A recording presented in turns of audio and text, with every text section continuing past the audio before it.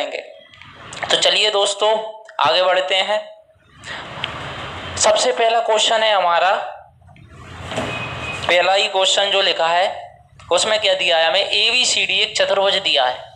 A B C D एक कैसा दिया है, चतुर्भुज दिया है। और हमें पहले से क्वेश्चन में ज्ञात है कि हमारा ए सी ए डी के बराबर है और ए बी कोण ए का समद्विभाजक है। यानी ये हमारा कोण ए है पूरा वाला, ये हमारा कोण क्या है पूरा ए। ये एक लाइन है ए बी जो इस कोण के दो हिस्से करती है, ऊपर की साइड करती है एक हिस्सा और एक हिस्सा क्या करता है नीचे की साइड। इसका मतलब हो गया कोण को दो बराबर हिस्सों में बांटना, उसको हम क्या कहते हैं, कोण समद्विभाजक कहते हैं। तो हम इसको सर्वांग सम सिद्ध करेंगे। हमें सिद्ध करना है त्रिभुज ए बी सी, यानी ऊपर वाला ए बी सी ये वाला, त्रिभुज ए बी डी नीचे वाला, ये दोनों आपस में कैसे हैं, सर्वांग सम। हमें ये सिद्ध करना है। तो सबसे पहले हमने क्या किया, ऊपर वाला त्रिभुज लिया ए बी सी, त्रिभुज ए बी सी लिया और नीचे वाला त्रिभुज लिया ए बी डी। अब ये दोनों त्रिभुज लेने के बाद मुझे 5 सर्वांग समताओं में से अपने नियम लगाने हैं कि कौन सी सर्वांग समता का नियम मैं लगा सकता हूं। तो सबसे पहले मैंने क्या देखा, ये वाली जो लाइन है ये ऊपर वाले त्रिभुज में भी है और नीचे वाले त्रिभुज में भी है, यानी ए बी मेरा ए बी के बराबर है। इसका मतलब क्या हुआ कि ये वाली जो भुजा है ये उभयनिष्ठ है, यानी दोनों में कॉमन आ गया। तो मैंने लिख दिया ए बी काय के बराबर है, ए बी के बराबर। एस का मतलब हो गया साइड, हिंदी में कहेंगे भुजा।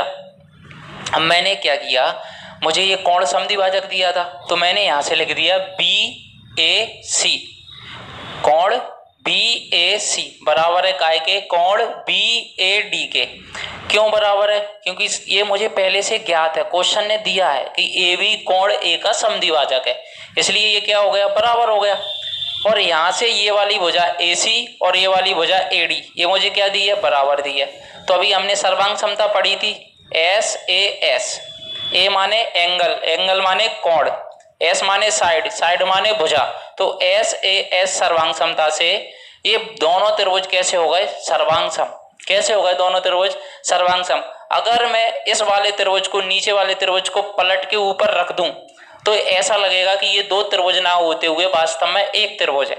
या फिर मैं ऊपर वाले त्रिभुज को उठा के पलट दूं और नीचे वाले के ऊपर रख दूं तो ऐसा लगेगा कि ये दो त्रिभुज ना होते हुए एक त्रिभुज है।